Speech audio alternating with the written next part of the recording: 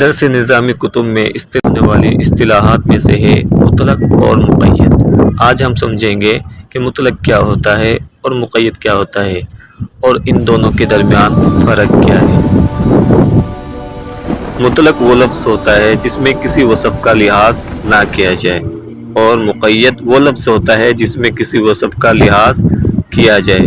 جیسے صرف کتاب، اب یہ مطلق ہے کہ اس میں کسی وصف کا لحاظ نہیں کیا گیا۔ جب ہم بولیں گے فقہ کی کتاب تو اب یہ کیا ہو جائے گا؟ مقید ہو جائے گا، کیوں؟ اس میں فقہ کے وصف کا لحاظ کیا گیا ہے۔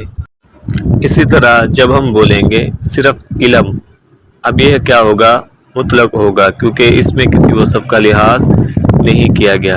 اور جب ہم بولیں گے منطق کا علم تو اب یہ کیا ہو جائے گا؟ مقید ہو جائے گا، کیوں؟ کیونکہ اس میں وصف منطق کا لحاظ کیا گیا۔ خلاصہ یہ ہوا کہ جس لفظ میں وصف کا لحاظ کیا جائے وہ مقید ہوتا ہے، اور جس لفظ میں کسی وصف کا لحاظ نہ کیا جائے وہ مطلق ہوتا ہے۔